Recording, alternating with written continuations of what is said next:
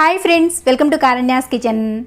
కారణ్యాస్ కిచెన్లో ఈరోజు వీడియోలో కొబ్బరి పచ్చడిని ఎలా తయారు చేసుకోవచ్చో చూపించిపోతున్నాను. ఇది ఏ టిఫిన్స్లోకైనా చాలా బాగుంటుంది. ఒకసారి ఈ విధంగా ట్రై చేయండి, మీకు తప్పకుండా నచ్చుతుంది. కొబ్బరి పచ్చడిని ఎలా తయారు చేసుకోవచ్చో వీడియోలోకి వెళ్ళి చూసేయండి. కొబ్బరి పచ్చడిని ప్రిపేర్ చేసుకోవడానికి ముందుగా మీరు తీసుకునే కొబ్బరి అనేది మరీ లేతగాను కాకుండా అలాగని మరీ ముదురుగా లేకోకుండా మీడియంగా ఉండేట్లు చూసుకోండి. అండ్ కొబ్బరి తీసుకున్న తర్వాత ఈ విధంగా వెనక ఉండే బ్లాక్ పార్ట్ అంతా కూడా తీసేసుకోండి. ఇలా తీసుకున్న తర్వాత వీటిని చిన్న ముక్కలుగా కట్ చేసుకోండి. ఇలా కట్ చేసుకున్నవి 1 కప్పు వరకు తీసుకోవాలి. సో ఈ విధంగా ముక్కలన్నింటినీ కూడా ఇలా కట్ చేసుకోండి. మిక్సీలో వేసుకునేటప్పుడు ఇబ్బంది లేకుండా ఉంటుంది.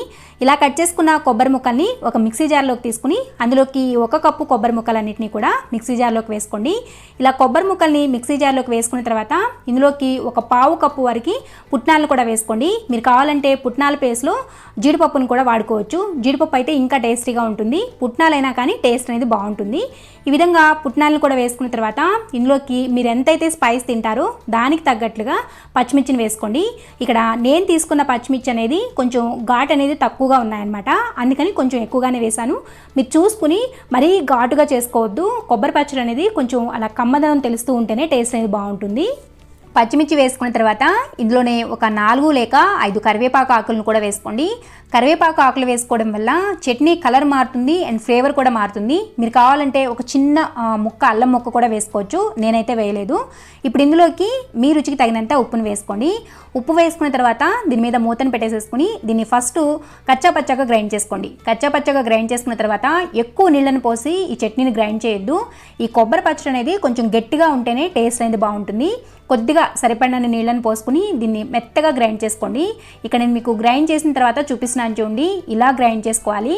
ఈ విధంగా గ్రైండ్ చేసుకున్నారంటే చట్నీ టేస్ట్ అనేది చాలా బాగుంటుంది. కొబ్బరి పచ్చడి ఎప్పుడైనా కానీ కొంచెం గట్టిగా ఉంటేనే దాని టేస్ట్ అనేది మనకి బాగా తెలుస్తుందన్నమాట. ఇలా గ్రైండ్ చేసుకున్న దాన్ని ఒక గిన్నెలోకి వేసుకోండి.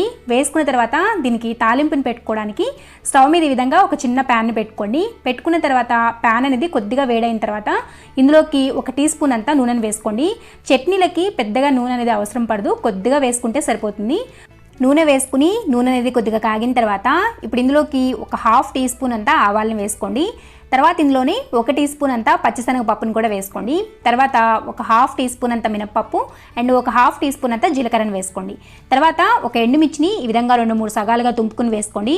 వేసుకుని ఈ మినప్పప్పు ఇంకా పచ్చిశనగపప్పు ఎర్రగా వేగి ఆవాలు చిటపట్లాడేంత వరకు కూడా లో ఫ్లేమ్లోనే ఫ్రై చేసుకోండి. ఈ తాలింపు ఎప్పుడు కూడా హై ఫ్లేమ్లో పెట్టుకోకూడదు.